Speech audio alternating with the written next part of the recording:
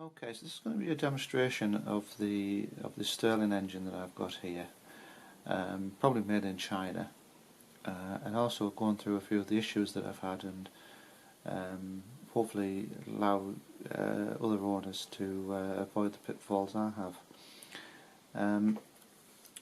First issue I've been having, well, not the first issue, but the wick very quickly that comes with the unit gets used up. So what I've just got here is just ordinary string. You need to keep the wick about that length I've found. If you have it smaller than that, then sometimes you don't generate enough power, and if you have it bigger than that, then all that happens is too much heat goes into the engine, which I'll explain later. So basically I'm just putting a bit of methylated spirits into the container here.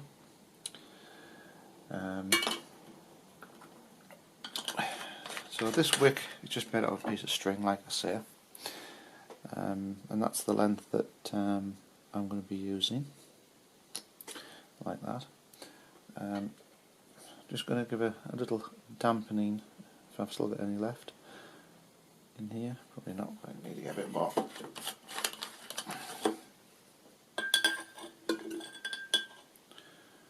Yeah, just slightly dampen the wick top.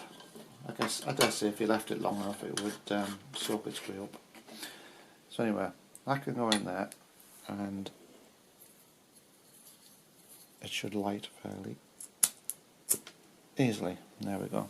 Just turn the light off for a second so that you can see the flame, because you can't sometimes see the flame on methylated spirits. It burns with a very low light intensity.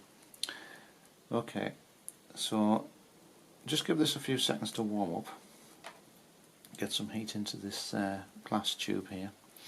So it's a Stirling engine, so this here is a displacer unit, and basically if you look inside the glass tube you'll see there's a glass bubble in there, and that basically moves the air from the hot side to the cold side, and it's the difference in temperature that causes the air to expand or contract, which in turn makes the engine run. And basically it should be as simple as that to get it running. It should just run from such it should start to run very quickly. Shouldn't take too much warming up, and it should run very freely. Okay, so that's it. So that's it running. It's not running at full speed yet, because this light comes on when it's running at speed. Yeah, so basically you've got this displacer going on here, which is moving the air from the hot to the cold side of this chamber. When the air is in the hot side, it expands, which pushes the piston at the back. When the displacer is this way and it's in the cold area, the air cools down and sucks the piston back again. The piston and the displacer are exactly 90 degrees out, and really, sometimes these wheels can slip, or at least I found they slipped on this one in particular, and it does appear that 90 degrees is quite important. Okay, so that's starting to go up to speed now. Now you probably noticed that in the chamber here there's these white marks, and that was caused by the displacer glass bottle and this outer shell glass, it's like the bottom of a test tube, actually rubbing against each other. And what caused that was, when it wasn't working very well, I actually pulled this tube off trying to diagnose the issues. And in this area here there's just basically a couple of elastic bands which hold it in place. And what I found was it was very difficult to put the glass back on square. You put it on square, then when it started getting hot it would kink out of true, and that's when you'd start to get the rubbing on the inside of the glass. Now any sort of friction in this engine seems to be enough to stop it working properly, and that certainly was. Another place where you sometimes get friction is this metal section here, where it goes into the back of this heat section here, and just a drop of oil on there is enough to make it work. But by far the biggest problem I've had is with the piston. Now, this piston is very unusual. If you look at the piston, you'll see that it appears to have rings on it. But those rings are only there, they're not like in a petrol engine where the rings go up inside the cylinder. They're there purely to make a grip on the inside of a glass tube. And what I'm going to show you here is a problem that I had. So basically this is broken, and basically that was sat in there like that, and it was locked in place. That does not slide in and out. It was pushed into the middle there, and that's locked. What actually slips is that glass tube against that glass tube, and it's a very, very close tolerance. And what I found is if you've got any sort of contamination either inside this glass tube or on the outside surface of this glass tube, the engine will not run. It has to be clean, it has to be meths clean.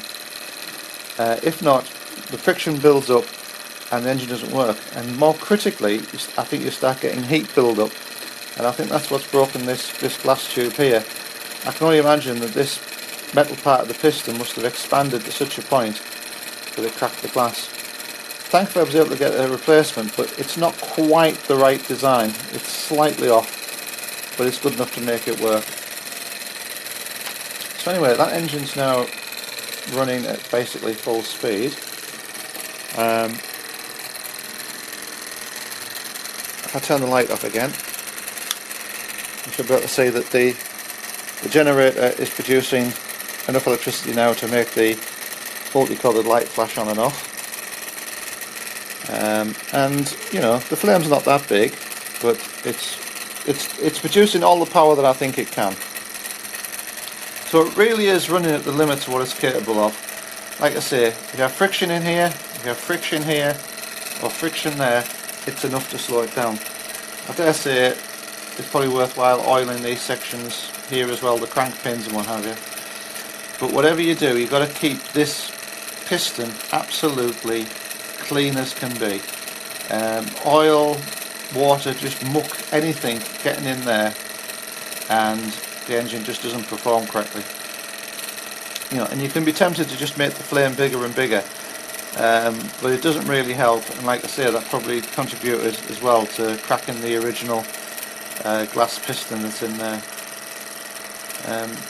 This piston and the two glass sleeves, like I say, the tolerance must be very high. It must be skimming on a very, very thin layer of air, and it is quite effective as well, because if you take the piston off the crank and try to push it in, it does form basically an airtight seal. I think if the air probably escapes from anywhere, it's from this connection here, this brass and metal connection. But that's it. It's running, and it is a cracking little engine. It's a lovely demonstration of the Stirling principle. It's nice that it's got the generator and the light, because that adds a bit of interest.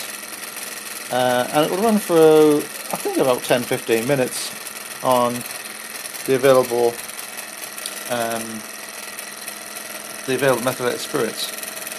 I think one thing you've got to be a bit careful of as well, and I don't know whether I fell foul of this as well, is that when the methylated spirits runs out, let it cool down. Although you're adding heat in here, the heat has to be extracted from this section here, and although air cooling, you know, does its job, I think eventually the heat will build up in this section until the whole unit becomes too hot, and again can put pressure on this last cylinder here. So basically you need to let it cool down. Now in the real Stirling engines that I've seen, this section here is actually water cooled. The ones I've seen tend to be water pumps, and I think what they tend to do is they pump the water through the jacket, cooling the cool side of the displacer down and making it work. They're not particularly powerful, efficient engines for their size. I've seen engines that are, 4 foot tall, and they're just modest water pumps, even with a roaring fire going inside them. And I think that's why they weren't widely adopted. They need to be physically much larger than a steam engine to obtain the same amount of power. And I don't think they're actually classed as efficient either. I think you need more fuel to power a Stirling engine than you would the equivalent steam engine, because the advantage to them back in the day was they're perfectly safe. Nothing really bad's going to happen here. I mean, yes, you could get burnt, and you could harm yourself in the mechanical parts, but there's no boiler. It's not going to blow up. It's not going to send scalding steam everywhere. So that was a great advantage. But as powerful as a steam engine for its size, no, or indeed an internal combustion engine for its size. I mean, you think of the size of a model airplane engine. It's probably no bigger than this section here, and yet the power output is vastly superior. But it does what it does. It works really well. Okay, so we're very nearly out of fuel now. There doesn't seem to be actually any liquid left in the fuel chamber there, so it's only running on the liquid that's actually been absorbed into the string, which will be getting less and less. We're seeing burning of the wick and more sooting on the displacer tube there.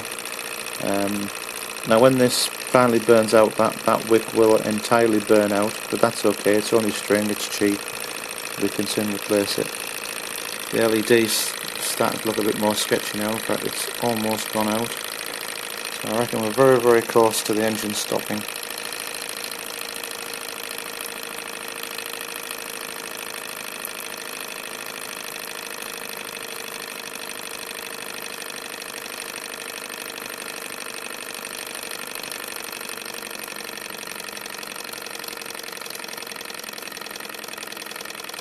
Yeah, the light's extinguished now.